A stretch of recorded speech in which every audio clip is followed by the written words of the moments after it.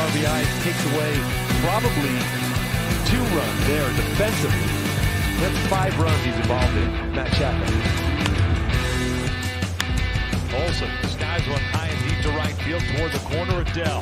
Onto the track near the wall, leaps up and got it. Makes the catch for out number 3. Olsen. On he goes. Which is hit out towards center field. That's smoke. That is going to be into the bushes. A 2-run home run for McCutcheon. And the Phillies take a 2-0 lead. Here's another 3-2 going again as Soto hits one high in the air, right center field. Brinson near the wall, leaps, and he makes the catch! Lewis Brinson makes an unbelievable catch over the wall in center field. Welcome in to an all-new edition of Belly Up Fantasy Baseball Live. I am your substitute host, Vince Stover, joined and surrounded by Philadelphia fans. We'll introduce first. The batting leadoff and coming in at 5'2", 392 pounds. Nick. Sorry, Nick, I don't know your actual number, so I apologize for that. But Nick's with us again. Nick, how you doing? Good. I'm a little taller than what you posted me at, but yeah, but I think the weight's right about the same. Okay. And batting cleanup for us today, he's the head of Belly Up Baseball. It's Dan D'Amico. Dan, how are you, man? I'm doing good. Always a good day when the Phillies can pull out a win when I had no hope for them. That's the new direction of the Phillies. Me giving up and then them actually doing something good. Well, there you go. Hey, we should have given up a long time ago. Girardi did. Our regular host, Kevin, will be with us possibly later on in the program. But it's going to be us three, the three amigos here to kick us off today. And we've got plenty to talk about. We're going to start off with the brawl. You know, we've got a lot of ceremonial fights in baseball, but this one was an actual real fight. Punches were thrown. Los Angeles Angels and the Seattle Mariners go after it after Winker gets hit, and supposed retaliation over a near hit yesterday. And they went after the manager. They went after everybody else, throwing punches and everything like that. For what it's worth, I thought it was very entertaining. Nick, we'll start with you. The fight. Did you win your bet? And what did you think of the actual brawl going on there, Seattle, Los Angeles? No, I did not win my bet, but that's okay. I thought it was warranted. You know how they say baseball players they check themselves. Well, sometimes they get a little too out of hand. But again, if you're throwing at the player and you go to the head, that's a different story. You know, I read the article. Mike Trout said, "Hey, you know, if you're gonna hit me, but hit me in the ribs, not in the head. You know, that's like the no zone, or I forget what he said." So then it escalated into this huge, bench clearing brawl, like actual brawl, not him pushing around and standing around and talking, like actual throwing punches. And I don't forget which player it was. He had an injured right hand, so he pushed people around with his left hand. And then Iglesias comes out and says, "You know what? I don't like these sunflower seeds," and he throws them all over third baseline. So we don't know what's going to come out of that.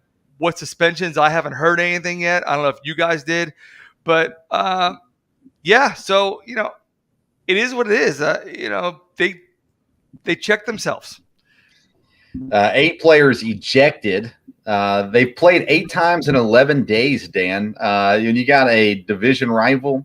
I guess you could use the word rival, playing that many times in that short amount of time, and then you've got someone throwing at the superstar. You have to expect some kind of retaliation, right?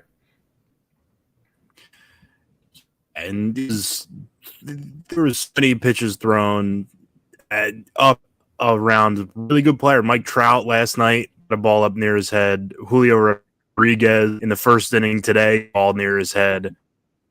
Jesse Winker gets hit, and the Mariners are rightly not happy about it. Like Nick said, this was not a pushing and shoving. This was a fight. This was you would have seen a hockey rink, and it was not out of place. And it's, when two teams that have failed to live up to expectations so far this year, now late in noon, they're going to get frustrated, especially when you're playing them so much. Yeah, I agree that when you have that much seeing each other that many times in an already non-friendly somewhat environment there, I'm still surprised by how aggressive the fight was compared to, because typically baseball fights is, hold me back. Yeah, it's not a whole lot of real action. And they went after the manager, pushed him up against the fence and punches were swung. It was pretty intense. So I'm assuming we're going to see some pretty big suspensions here. You got the 8 guys that got ejected. Then, like Nick said, Iglesias comes out. He throws sunflower seeds. I believe he also threw bubble gum. I think he did, yeah. So you got to assume there's an extra game thrown on for that. And then other things. So what are we looking at suspension-wise? So what should it be versus what we think it'll be, Nick? Well, depending on who did what, I think you're going to get a range of maybe 3 to 6 games, perhaps. And when you're talking about baseball, that's not a whole lot. Whereas if it's like football, but like 360, I think the one that's going to be most egregious is going to be Iglesias. I think he'll get the worst of it because he actually, after things were settled, he actually re-escalated it and threw stuff back on the field. And then of course, whoever throws the first punch is going to get the worst of it too. So I think Winkler and then Iglesias are going to get the worst of it, and then everybody else is just going to get like a game. And then, of course, you have baseball where you can play through your appeal. So the suspensions might not even happen until after the All-Star game. Yeah, I think you're looking at one game for most of the guys, and then, like you said, anywhere from 3 to 6. Once they look at the video and see punches being thrown, you're going to miss at least 3 games, I would think. Dan, what are your thoughts on the suspensions? Yeah, the guys that were caught throwing punches will miss a series. The Angels pitcher, Wentz, should probably miss 2 starts. It's hard to suspend pitchers because you just put your start back a day, and they normally don't miss anything. So I think Wentz should be forced to miss 2 games that he would have normally started. He threw twice. 2 different pitchers, 2 different hitters in 2 innings. That's ridiculous. And then Rendon obviously can't get suspended or won't get suspended because he's not playing for the rest of the year, but he might have landed the cleanest shot. Yeah, he might get suspended for 3 games to start the next season because he open hand slapped Jesse Winker with his left hand, and Jeff Passan actually made a pretty good point. That was probably the second best thing he's done left-handed this year after hit a home run left-handed when the Angels were up big earlier in the season. Oh man, I'm sure he'll get fined at the very least if he doesn't get suspended. Well, yeah, I could carry over into next year. Yeah, that's the thing too. I'm sorry, Vince. What Dan said, when you miss games for pitchers, it's no big deal. It should be starts for them because they're not an everyday player. So it should be 3 to 6 starts for the pitchers, and then of course the regular season games for everybody else. Be interested to see what they hand down there. Something else that carried over into today: the no-hitter from Houston against New York. New York hitless until the walk-off today. So a long drought there for New York. But you look at this thing. We've talked about it in past episodes. I am not a fan of calling it a no-hitter when it's multiple pitchers. Yes, there were no hits. I look at it more of an against the batters versus pro for the pitchers, although it is an accomplishment. So I'm not trying to knock anything that Houston did, but they were able to hold New York hitless for an entire game in an AL battle that we might very well see in the AL championship later on down the road.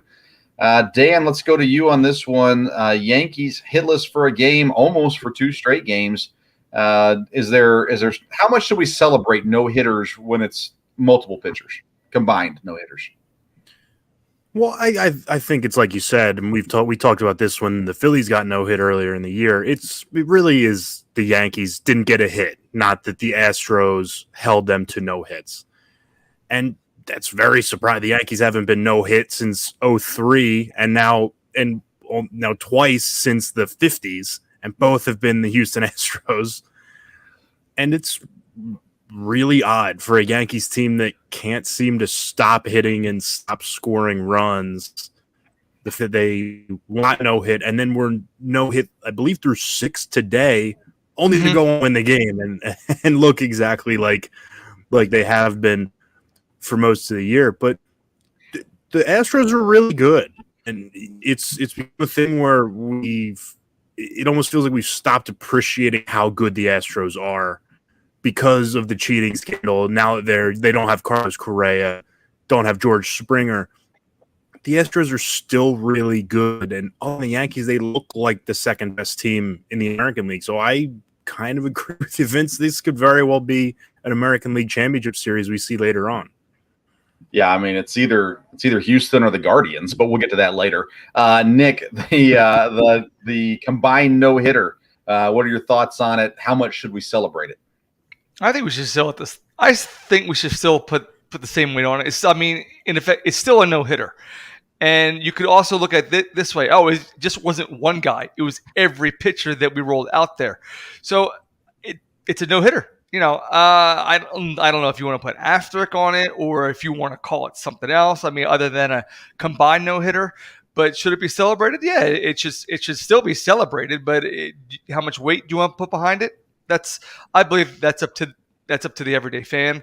But again, Houston's celebrating it just as if it was one player, so they're happy about it. Anytime you get a no hitter against the Yankees, you should have a parade the next day. Well, I don't know if there's any more room for asterisks in the record book next to the Astros, but we can throw another one on there if we need to. And yeah, the Astros, like you said, Dan, great team still. They've got a good pitching staff. They've got some young talent, some veteran talent there as well, and they continue to impress. Granted, the AL West has not been super impressive this year, but let's go ahead and get to that, I guess. What we're looking at here so far, it is the Yankees in the AL East still running away with it, 11 games up on Boston. But Boston, who not that long ago it seems like was under 500, now they're second place in the division. Tampa and Toronto right there close by as well. I think we would all agree the Yankees win this division and are the favorites in the AL. But what are these other three teams in the East? What can they accomplish this year? How dangerous are they? Boston, Tampa, and Toronto. Dan, let's start with you. Well, they're all very dangerous. They've got Boston, Toronto, the most star-studded rosters in the league. And as I've been saying for weeks on this show, I am not going to underestimate the Tampa Bay Rays until they prove that they shouldn't be considered a good team.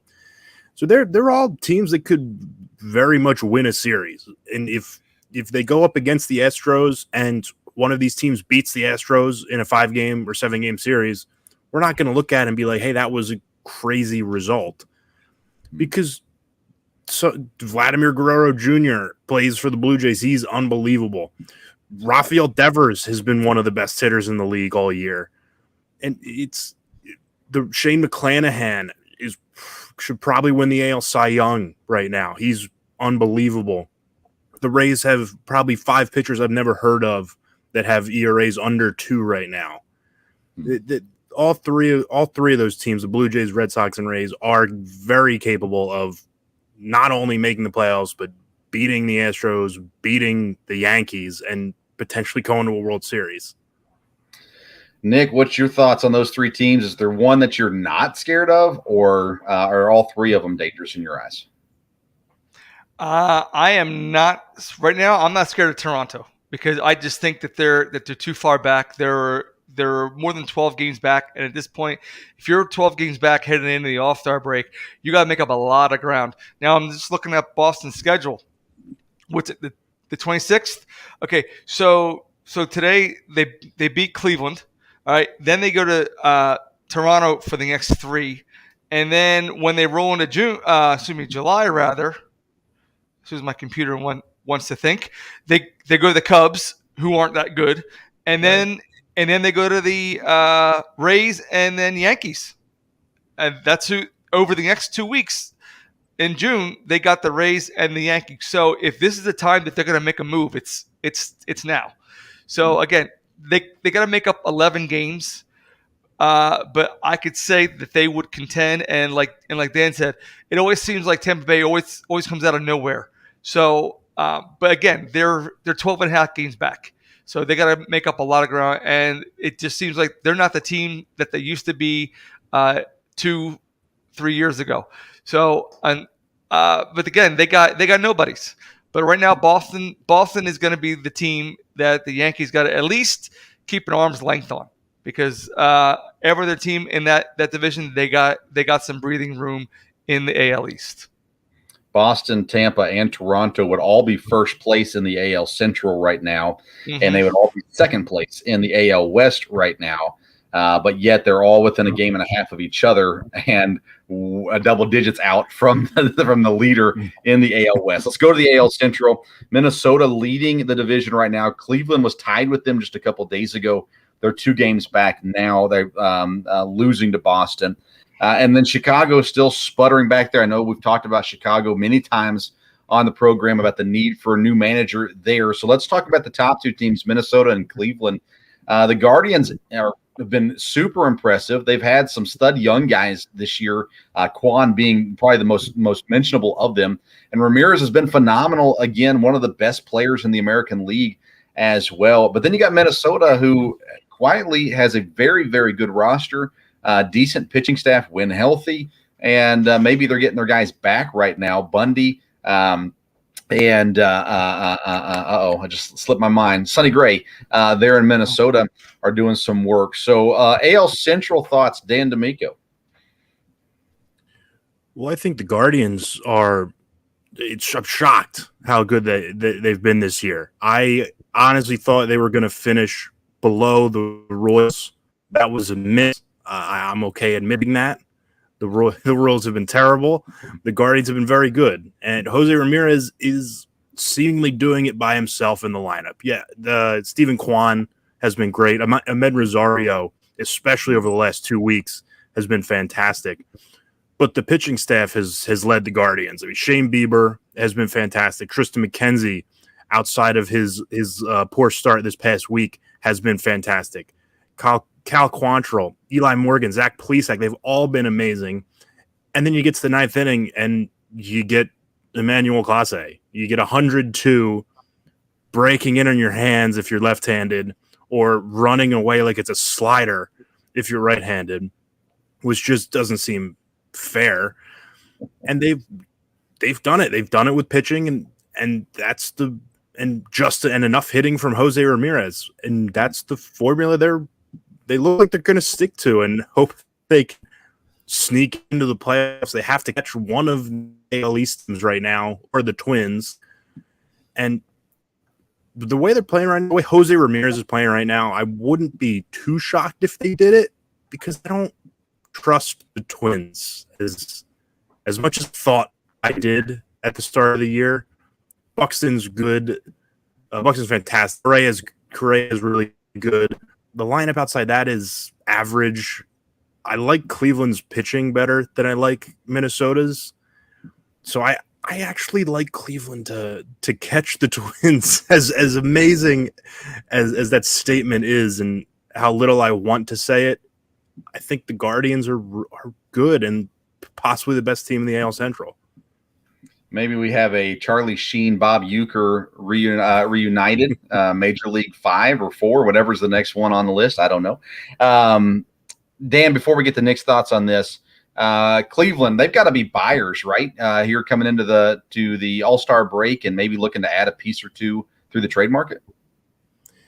If it wasn't the Cleveland Guardians and it was another team in the exact same scenario with the exact same roster, I'd say absolutely they do. But I have no faith that the Cleveland Guardians will be buyers at the trade deadline. Okay. They've shown the willingness to go out and fight for that playoff spot. Maybe that changes this year, but like with the Rays, I will be wrong about this before I take a leap and say the Cleveland Guardians are going to be aggressive and maybe, God forbid, add payroll to their team to make it better. Okay. Nick, AL Central, who's going to win it? You got the Twins, you got the Guardians, you got the White Sox 5.5 back right now. What are your thoughts on the AL Central? I'm going to call the Guardians because I just looked at their schedule. The next 4 games, they play the Twins, and then one of those games is a doubleheader. I think they're going to at least take 3 of those games. And, and it's weird because I'm looking at their roster, I'm looking at their stats. Their numbers are not sexy at all. It's just they just play small ball. I mean, their leading home run hitter is Ramirez with 16, and he's got the most RBIs with 63. And, you have other players on their teams doing almost double that, and they're way back in the standings. So I'd say Cleveland. I like Tito. I think he takes his team in the right direction, and I think with him, once they got the stranglehold on the division, they got the foot on the gas. They're just going to go for it because again, their pitching staff is doing the job, and they're hitting just well enough to score enough runs. So again, I say Cleveland wins it, and I'll even go a hot take here. I don't think La Russa finishes the season. He shouldn't. I know that much. We've hammered that one, I think, the last couple of weeks. AL West, we won't spend time on. It's just a disappointing division. Texas is in second right now. They're 3 games under 500, 10.5 games back. The Angels continue to disappoint. The Mariners continue to disappoint. And Oakland is right where we thought they would be, 25-49. Let's move to the National League. They don't have a roster. Well, they don't spend money on their roster, so what do they expect is going to happen? Yeah, that's a good point. National League East, Mets still lead the division, 4.5 up on Atlanta. Atlanta has looked really, really good as of late. Scary moment today, Ronald Acuna foul ball off his foot. Sounds like they're not too concerned about it. They got a day off on Monday, so they feel pretty confident he'll be fine from there, but it didn't look great when it happened. But Atlanta's been driving that. They're going through some injury issues right now as well. Ozzie Albies out for pretty much the entire season, it seems like. And Orlando Arcia steps in, by the way, who I was a huge fan of in his days in Milwaukee. But he's not a great bat. He's a phenomenal defender, not a great bat. So I'm not sure what he adds to this team. Dan, I know you both of you are Phillies fans, but I was on my show last week, and I said I think Atlanta catches New York eventually and takes over here in this division.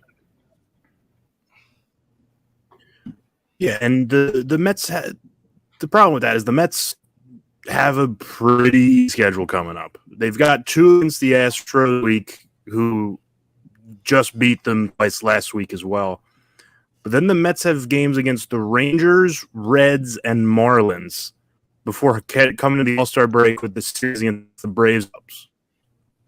So the Mets are looking, they should win 50 games before the All-Star break. And the Braves have a little bit of a tougher stretch, not too much. They've got the Phillies coming up this week, then they get to play the Reds, but then they've got the Cardinals and the Nationals twice, along with the Mets series. So it looks pretty open right now. The Braves have been playing fantastic baseball. The Mets have kept up playing really good baseball, even without Max Scherzer, Jacob deGrom, both of whom are getting closer to returning, which is a scary proposition for the Braves and the Phillies trying to run them down. But the Braves have been fantastic, and they won a World Series last year. They clearly have the talent to catch the Mets. I'm always a fan of the Mets collapsing late in the year.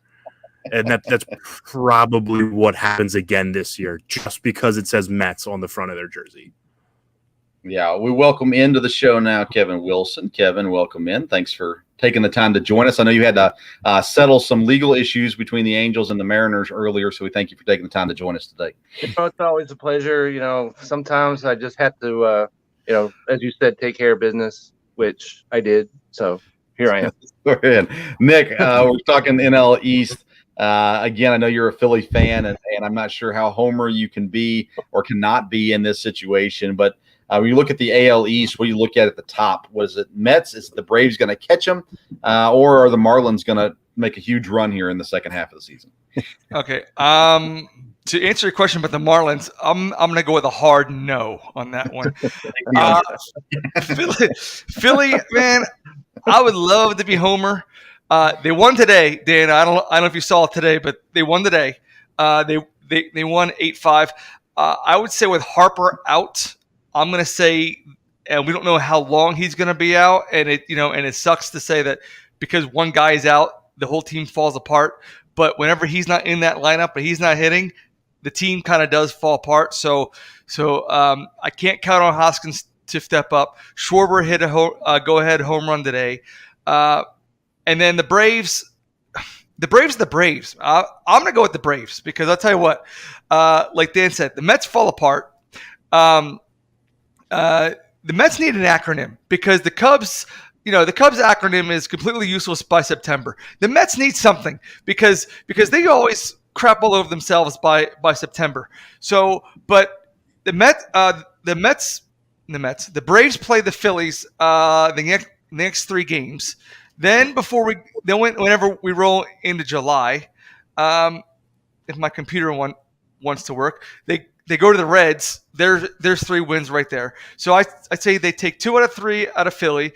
They sweep the Reds. Then they're home 4 against the Cardinals. I say they take 2 or 3 out of that. Then they sweep the Nationals. Then they play the Mets. And then this is when the wheels start to fall off of the Mets cart. And then they go play the Nationals again, and then we go to the All-Star break. So I say by the time the All-Star break rolls around, Atlanta is in first place by 2 games. The Mets mostly excellent till September. There you go. It's the best I can. There you go. Thank you very much. And it was clean. Good. I like that one. Mine are always clean, Nick. I'm here for the family.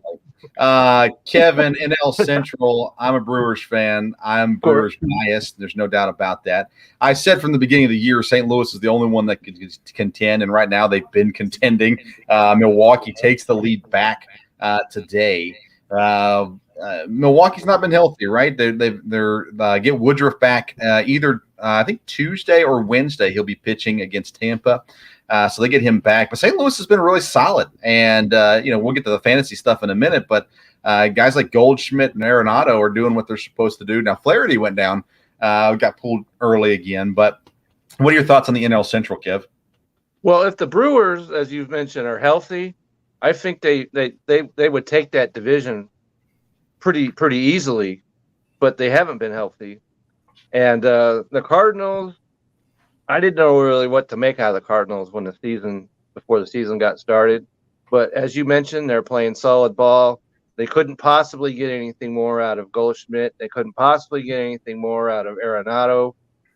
And so they're getting all over the place. And, this is a sentimental say la vie to Pujols and Molina.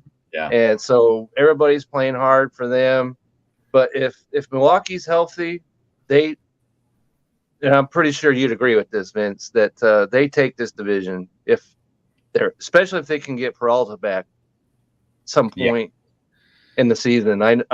He's on my IL, and I know he's probably out for a little bit still, but. Yeah, he is, but they've already been playing catch with him. So he's actually already throwing again, which is a positive sign. And their intention is to get him back, get him a few starts before the playoffs begin is the goal right now with him, which would be huge for them for sure. And I think Milwaukee, outside of the Yankees, outside of the Dodgers, and maybe San Diego, I guess maybe the Mets, they're a very complete team is what I mean to say. They've got starting pitching. And they've got the best closer in the business. So, once you get to the 9th inning, well, they got the 8th guy too. They got the 8th inning. They got the 9th inning locked down. If they come into the 8th, 9th inning with the lead, the other team might as well just stay in the dugout because they're going to. They got Corbin as well, who can just fire it in there at will. Yeah, Burns is awesome. Let's move on to the NL West.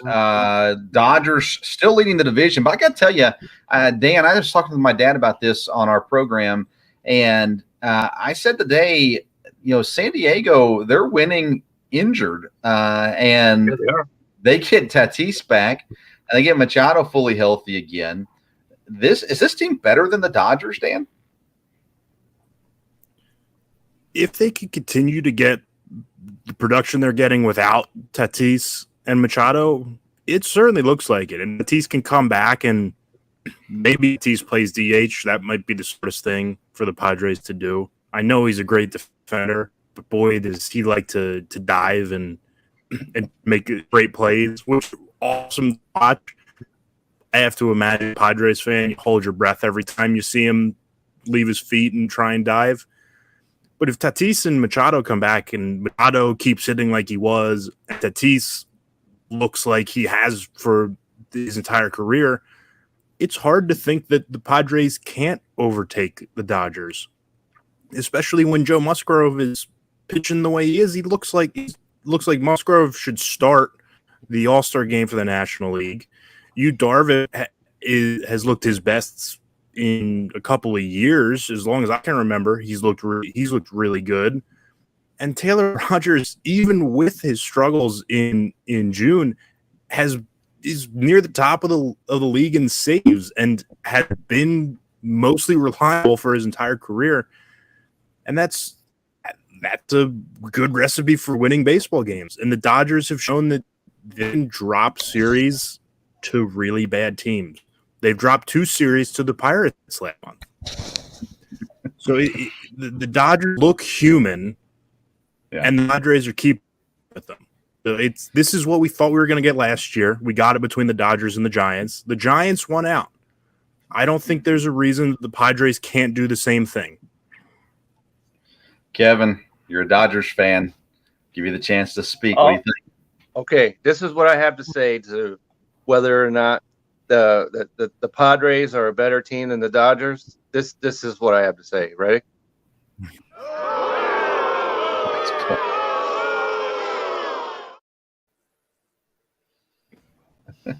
Okay.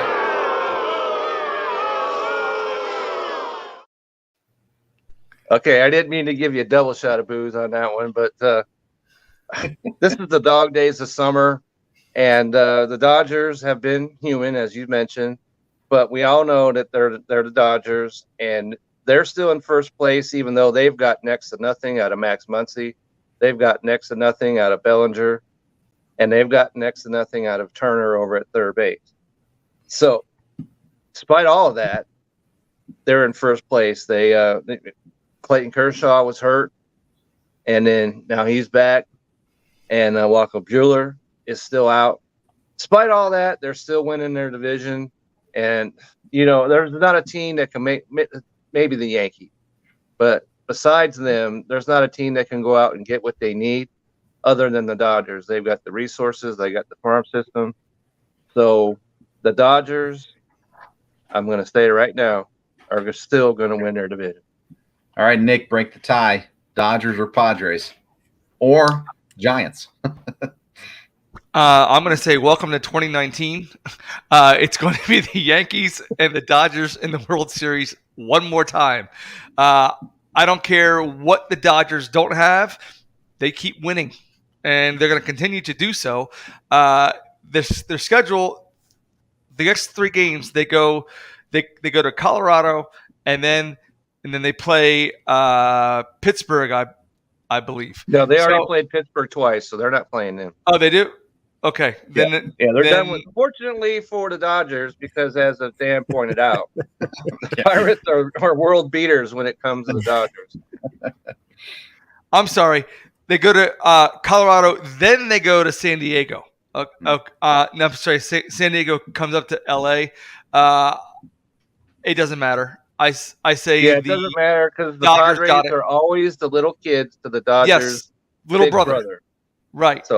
So and then they play Colorado again, and then they play the Cubs, and then they play the Cardinals. So in the next 15, 16 games, they're going to have trouble with maybe 4 of them.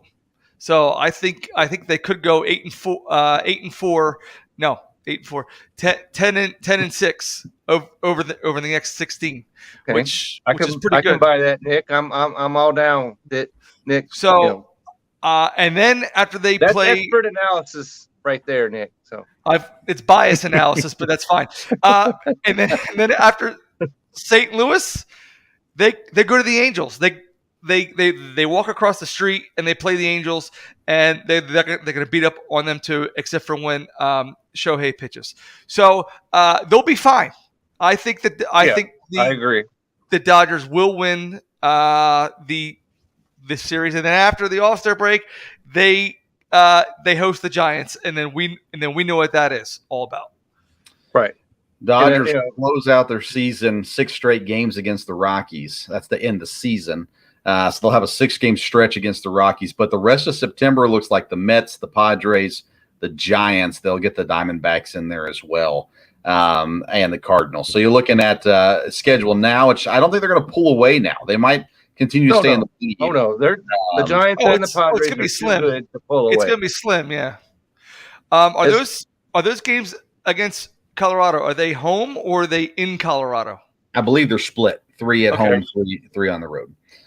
And for what it's worth, the Dodgers are currently second in the National League to the New York Mets. I think that Yankees are the favorite in the AL, but I'm not sure the Dodgers can make it out of the NL. It's going to be a tough playoff in the NL this year, whether it be Atlanta, New York, Milwaukee, St. Louis, San Diego, LA, San Francisco, whoever it is. It's going to be a tough battle. Philadelphia, if they make it in as well from there. It depends on health, Vince. We could talk Machado. We don't know what's exactly is going on with him. And as Dan and I talked to last week, Tatis not looking good. And Dan didn't want to hear that because he's on his team and he's on his IL. And he's been pushed back. That's the only news you get out of Tatis right now. His recovery's been pushed back. That's never a good sign. Well, but it can be pushed back because they're right in the hunt. There's no reason to rush them back. It's better to have them fully healthy than partially healthy at this point. Right. They just need to keep the motorcycles away from it. That's all it is. Let's get into some fantasy talk. We had 8 call-ups this week, including Riley Green, O'Neal Cruz, Jeter Downs, Mark Appel, of course, the big story coming up as well. But I want to get your guys' thoughts on prospects and fantasy baseball. When we're not talking about Dynasty League, we're talking about just a regular one season at a time league. Do you take a swing at these prospects? And if you do, is there a specific 1 or 2 that you really like? So let's start with Kevin on this one. I don't know if you had a chance to look at this or not, Kev, so I'm kind of putting you on the spot. But of these call-ups, not just the guys this week, but here recently, we've got a lot of these guys starting to make their debuts this season. Are you going for those guys or are you avoiding them? Well, I'd have to say that in our league, especially in our league, because it's a 10-person league, and we don't need to take big swings in a 10-person league. And so, all these guys coming up, they're all exciting, and they're rookies, and you want them to do well and all that. But as far as me going out and getting one of them and putting them on my fantasy team, that's not something that I'm going to do more often than not. And so, because these guys come up and unless you're Julio Rodriguez or one of those guys like that, you could come up and be down the next day. And there's a guy that we could talk about. I'm sure we're going to talk about it. And that's Alex Kiriloff. Now, look what's been happening with this guy. He's a guy that's been heralded as being the next greatest outfielder that's ever come down the highway. And that's been going on for a year and a half now.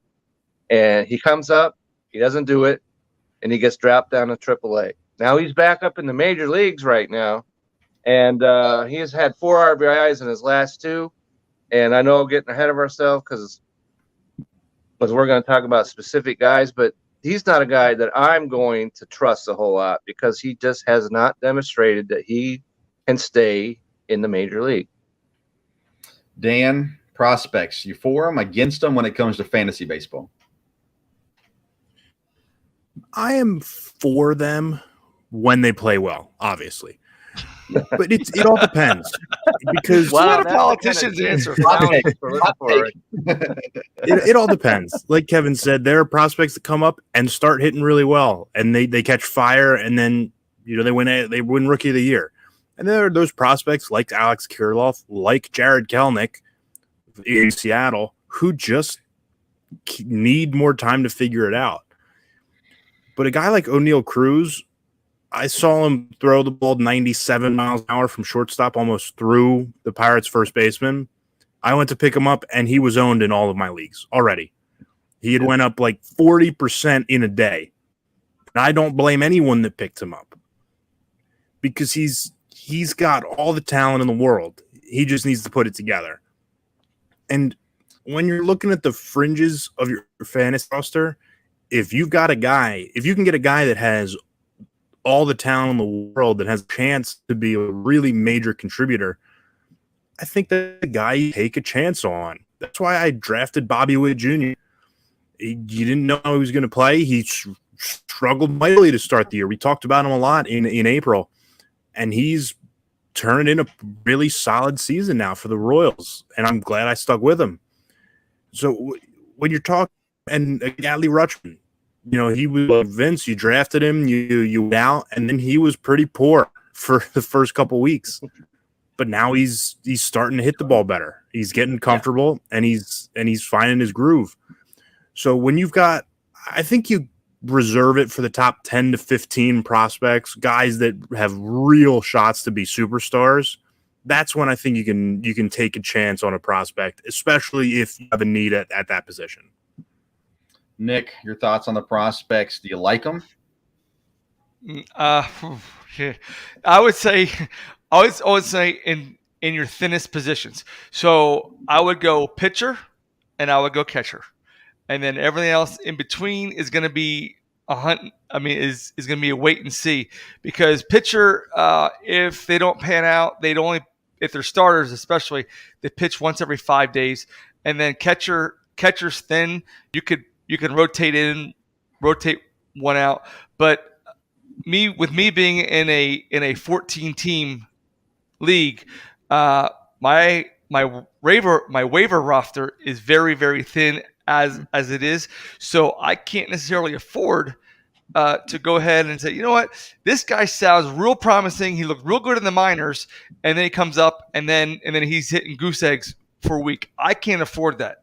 So I'm going to give you a no on the position players except for catcher, and I'll give you maybe on pitcher, because again, pitchers, you have 13 of them, and then you can rotate them in one and out. So, I'm a huge fan of prospects in fantasy baseball. I got a 12-man league I'm in, so I'm different than you, Nick, in the sense that I not only can I afford it, I need somebody to go big, because in a 12-man league, I got spots that just aren't producing, and I'm looking for guys on the waiver wire, and it's hit or miss on the waiver wire. So I get a prospect. If I can grab him and he works, well, then that's a huge win for me. And if he doesn't, he's just like all the other outfielders out there that I can go out and drop and bring in another guy that's, hitting 2 for 10 or whatever else is going on in the universe at the time. I've got Riley Green on at least one of my teams, and I was too late on O'Neal Cruz as well, working to go get him. But I like watching for those guys. There's 3 guys that are supposedly coming up at some point here in the next week or two to keep an eye on. Kansas City first baseman Vinny Pasquantino. Tampa, actually, their guy came up and back down, like you talked about, Kevin. Jonathan Aranda, and then Milwaukee has a pitcher, Ethan Small. Fantasy-wise, I don't think he's going to do much this year. He's probably going to be more middle relief kind of guy this year. So depending on what your league scores, probably not much to watch for. But those are the next prospects kind of to watch for coming up there as well. Let's get into ads and drops while we still have the time to do it. Ads, let's talk about who you're looking to add. I've got some guys that maybe more people know that might be sitting around, but let's go ahead and start off with Nick this time. Guys that you're looking at adding to your team or would suggest other people add. Well, my computer's slow, so let me go to Dan. Bail me out. First guy, Isaac Paredes.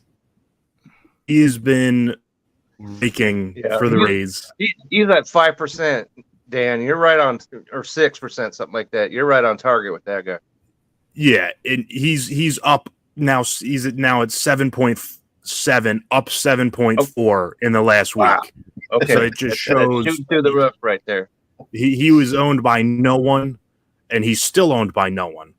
Mm-hmm. But he's hitting 471 in the last week with 5 home runs, including a Seems 3 like home run day. 25 home runs in the last week or so.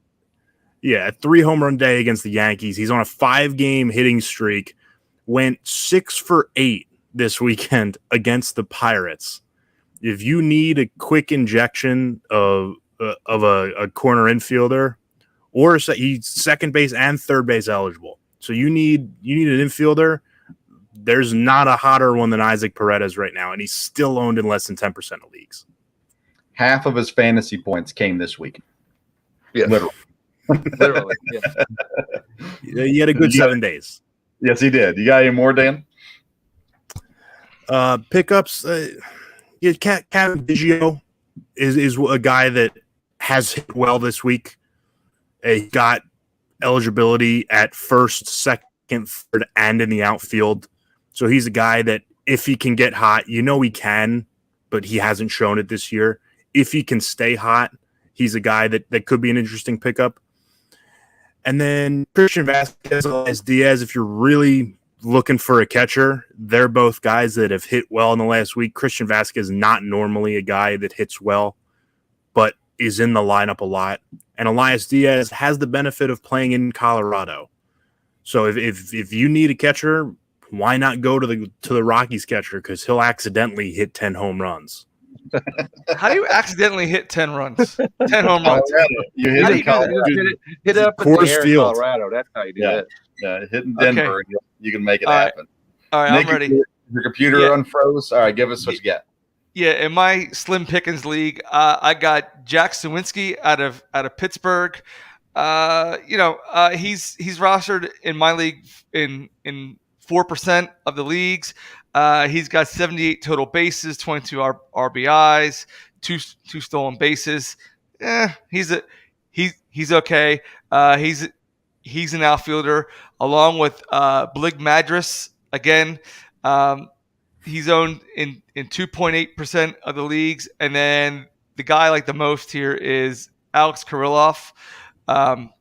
He's in 25% of the leagues, and he's hitting 15 total bases, but he can play first base and outfield, and first base is pretty slim. So if you want to throw a guy in there, stream off the wire, I would say Kiriloff. All right, Kevin. Alex Kiriloff, you taking him? No, and the reason why I'm not doing that is if I need a first baseman, I'm going to turn to either Patrick Wisdom or Cat's agreeing with me if you hear that. Hunter Dozier is also out there for Kansas City. And these are the kind of guys, because they first, third, outfield. And so I like these guys. They're swinging the bat pretty well.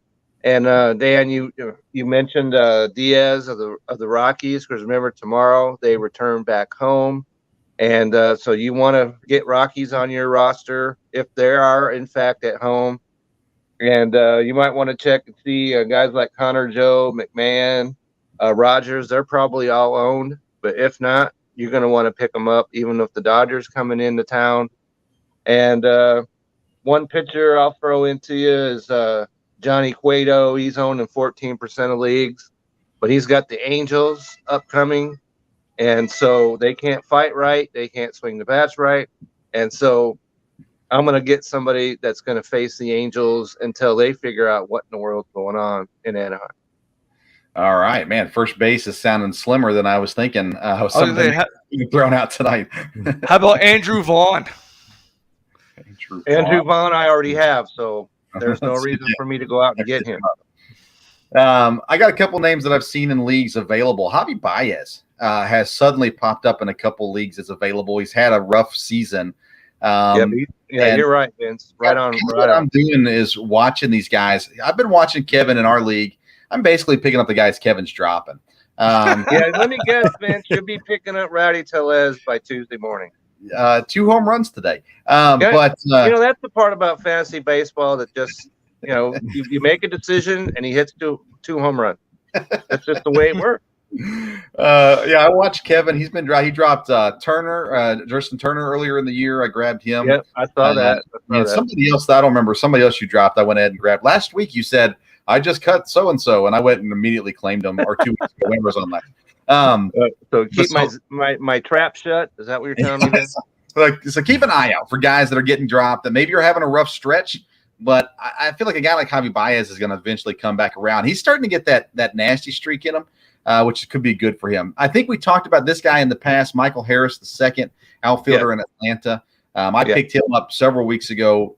Has been well worth it, but he's still only owned by, I think, 30-something or 40-something% of leagues right now, so he may be available. Isaac Paredes, you already mentioned. Tyrone Taylor in Milwaukee.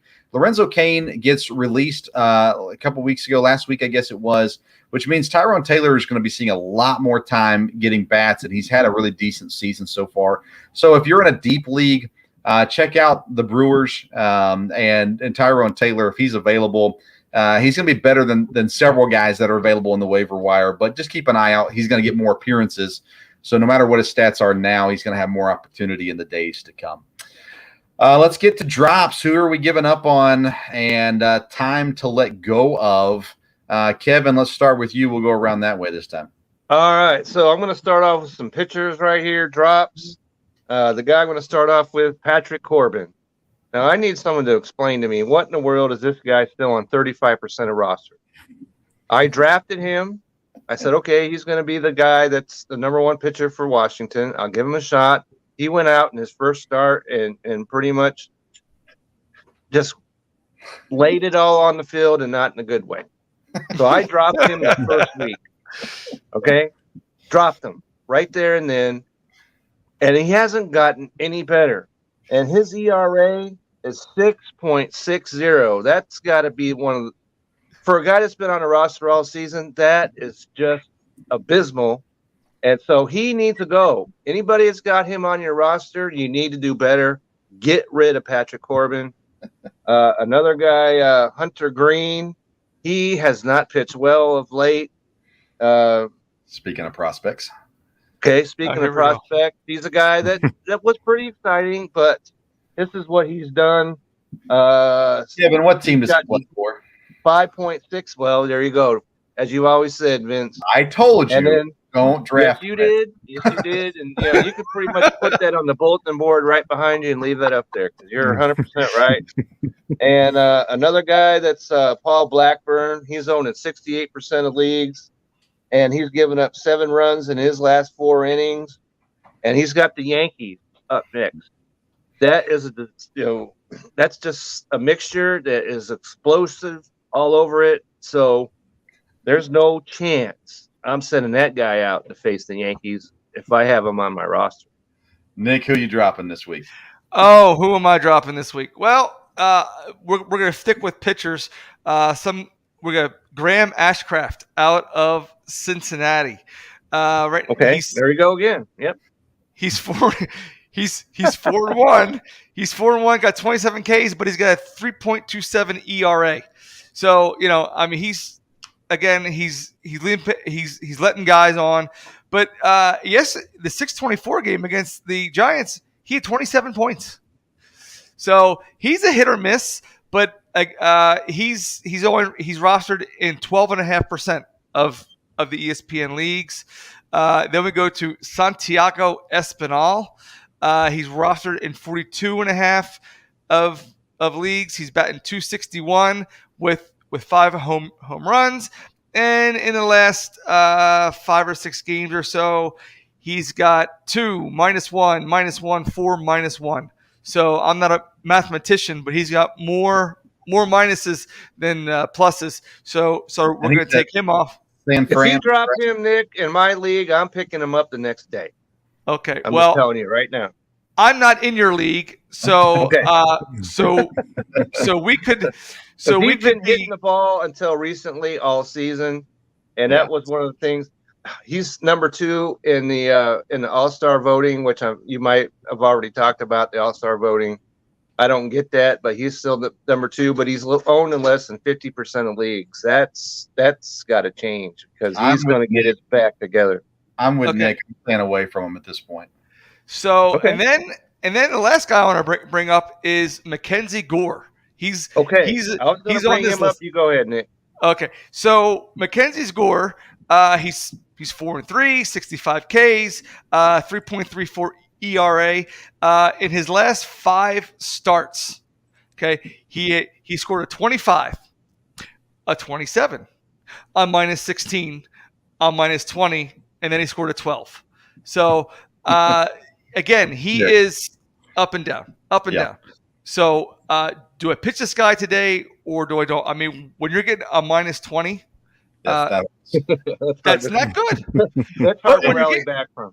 But when you're getting a +27, that's fantastic. That is fantastic. Dan, we're running up on time. Who do you have that you're dropping? First guy, Harrison Bader. He is a fantastic fielder. He's really fast, but I promise you do not need steals that bad to warrant rostering Harrison Bader. Yeah. I promise you don't need the steals that bad. He's hitting 160 over last week. He's only stolen 1 base since June 12th. So he's not even giving you the speed that you have him on your roster for. I got my straw for that. I wish he could hit. If he could hit, he'd be one of the most exciting players in baseball, but he just can't hit. And he's proven that now over multiple years. And another guy that's been wildly frustrating for me is Jose Barrios. And he reared his ugly head again today. Yep. 8 earned and 2 2/3. I saw you dropped him. Yeah, he's 3 great starts to start off June, and then his last 2 starts, 6 2/3, 14 earned runs. No, thank you. That I think I've exercised a little bit more patience with him. His ERA is 5.86 on the year now.